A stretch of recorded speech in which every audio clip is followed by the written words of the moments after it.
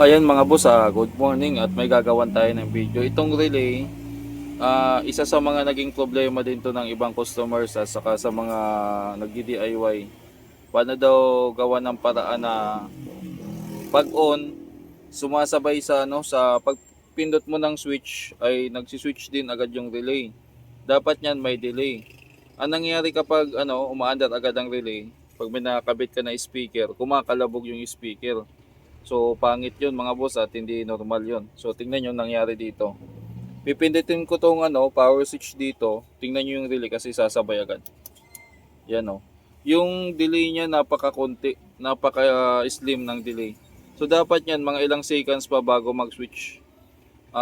Kumbaga para yung surge ng output hindi agad pumunta sa speaker. Kumbaga mag-cool down muna saka siya magsi-switch para tahimik yung speaker. Ang nangyari, pag on mo ng power, sabay din siya on or kunting-kunti ang delay. So paano ba gagawa ng paraan yan o paano i-repair? So ganitong gagawin natin. Patayin muna natin at syempre dapat alam natin kung saan banda tayo magpo-focus.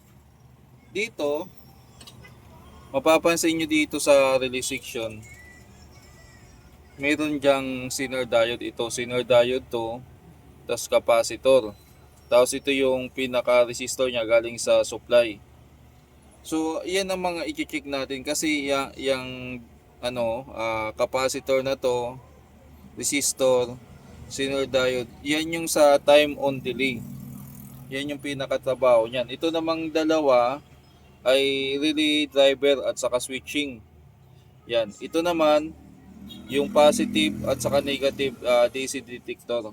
Kapag may na-detect silang DC out, sila yung magpo-protect or magko-command para mag-protect. So dito tayo, wag muna tayo diyan. Sa ibang sa ibang video na lang natin pag-usapan. Ngayon focus tayo. So gagawin natin diyan, susukatin natin dito yung supply dito. So kung biglang mag 7 volts agad diyan, ibig sabihin magpapalit tayo ng resistor. Ano ba yung resistor na yan? Ang nakalagay dito ay 56K. So sa ibang 5 auto, 220K ang nakalagay dyan. So i-ready natin yung tester natin para ma-monitor natin. Yan, kuha tayo ng tester. Atras natin yung camera or ibaba na lang natin. Yan. So ito yung tester natin. Paano ba?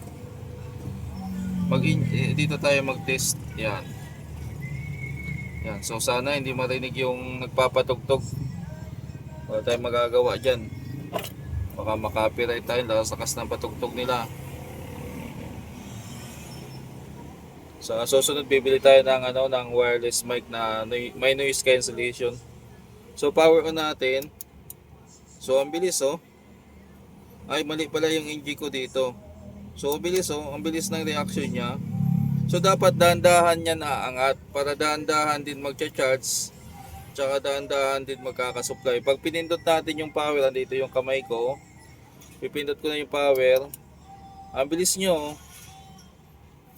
So unang trials natin dito ay ito. Yung resistor na to, palitan muna natin. Okay?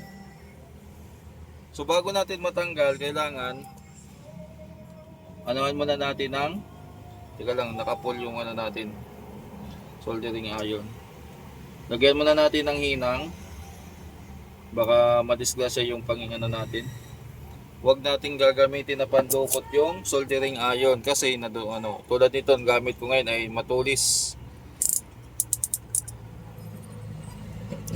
Tayo natin ng ganon kasi naka-fold yung paa. Yan. After nyan, kuha ko ng pantanggal. Gamit tayo ng pump.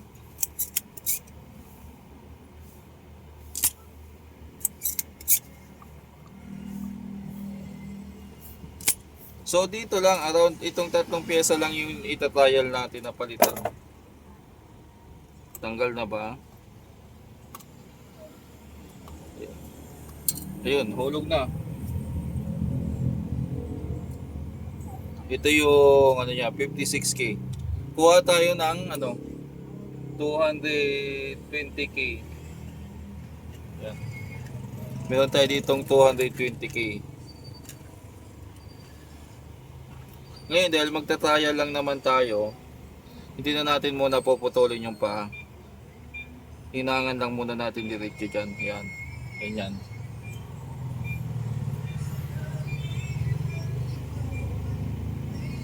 Okay.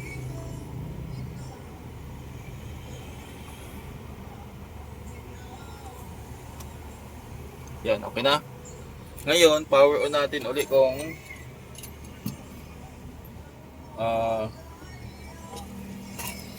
i-atras natin yung camera. So, andito yung resistor. Tingnan natin yung ano. Kung mag-delay na siya ng konti, okay na yan. So, subukan natin. Power on ko na. Ayun, may delay na. Ayun, pwede na. So, napansin nyo mga boss, may delay na siya. Kumbaga, hindi na agad siya nagsiswitch. So, tingnan nyo. Oh, di ba? Oh, may delay na ng konti. Pwede na yan mga boss. Hindi na lalagabog yung speaker niyan. Usually kasi, minsan masyadong mataas yung supply ng input. Ito kasi yung dalawang dropping resistor dyan. Itong dalawa, yan. So nakalagay kasi dito sa kanya ay 47. Dalawang 47 ohms. Ayan. So pwede nating palitan niya ng mas mataas. Pero i-monitor muna natin kung ilang volts yung supply dito na napupunta. Dapat lang at least 24 volts bago mag-switch. So monitor muna natin. Ayan. Kasi kung mataas, pwede natin bawasan tong sa dropping resistor. Taasan natin.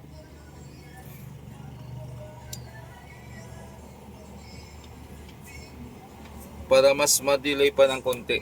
Power on ko na. Hindi pala kita. Parado ng kamay.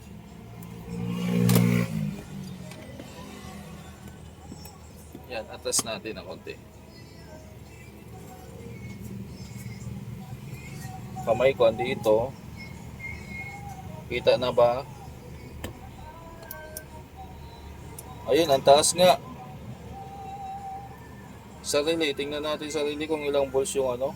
Ang taas naman. So gagawin natin dyan ay tanggalin ko muna itong supply kasi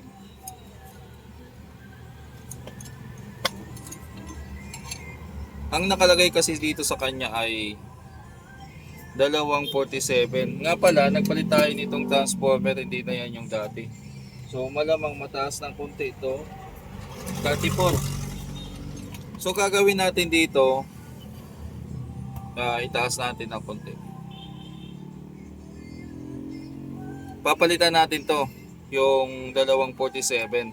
Gagawin natin ano yan, gagawin natin 100. So tingnan ko muna kung meron ako ditong 100. Kasi ito, ilalagay na natin sa likod. Ito pwede ko nang kamayin kasi ano lang naman yung paa niya, dalawa. Tama ba yan? Ito. Yan. Ito yung resistor niya.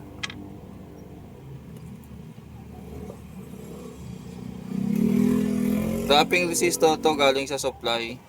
So nanggaling siya mismo sa diode.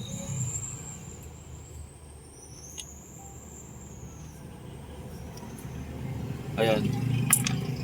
So tanggalin natin yung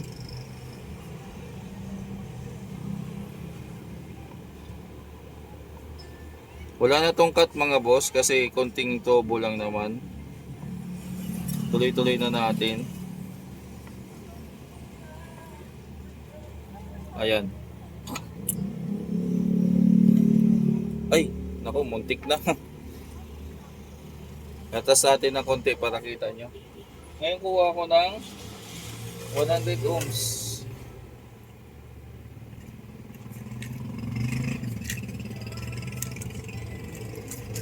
Malaki pa to. Meron tayo dito resistor na yan. Mas maliit ata to eh.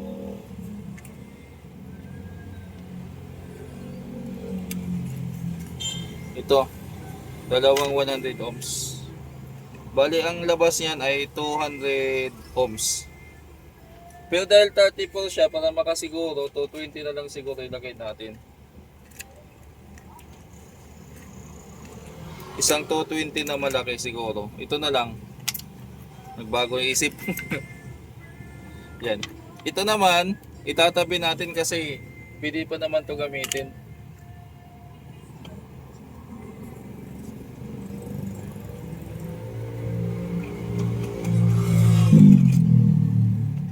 Usually kasi itong mga 220 ohms sa mga Sakura to nagagamit. So 34 volts pala yung supply natin kaya tamang tama to. So dito, isahan na. Yan na yun. Mababypass na natin yung pinagdugtungan nila. Itong ano. Yan. Wala na yan.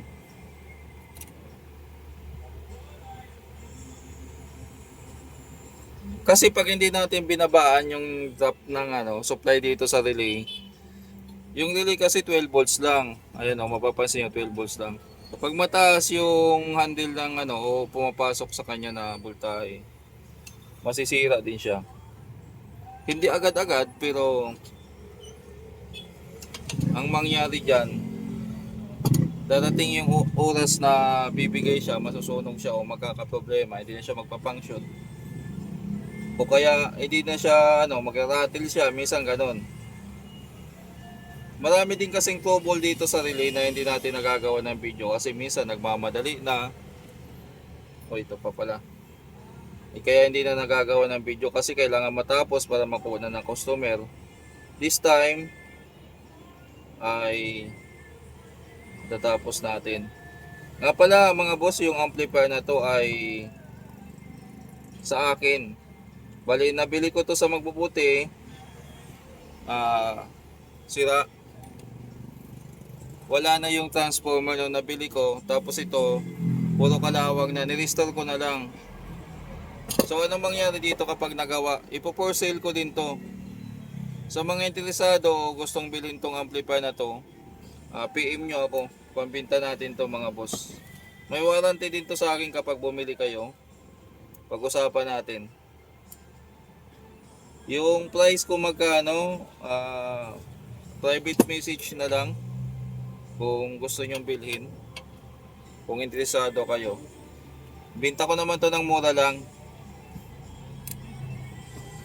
Kumbaga, kung magkano lang yung nagastos ko, magkano ko nabili, tapos parang labor lang yung pinaka-tubo ko dito. Okay lang din yon kahit wala nang extra na kita or extra na patong. Kasi ginawa naman natin ng video, pang vlog na din.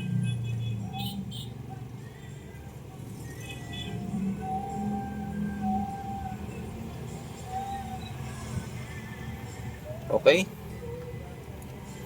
So ayan, ititest ulit natin.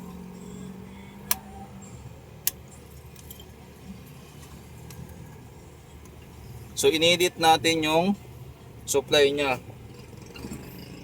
Ayan na yung resulta niya. Ito yung napalitan na resistor dito, tapos ito. So ibalik natin yung supply. Ngayon, sukatin ulit natin ng pinaka-supply niya. I-monitor natin ulit.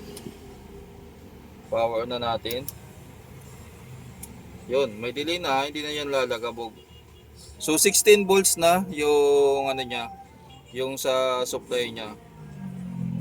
Yan, 14 na. Pwede na yan, mga boss. So ganun lang mag-repair ng Kumbaga ang ginawa natin diyan ay para-paraan. Kung mapapansin niyo dito, yung supply ng voltahe ng relay dito galing. Tapos resistor, tapos papunta dito.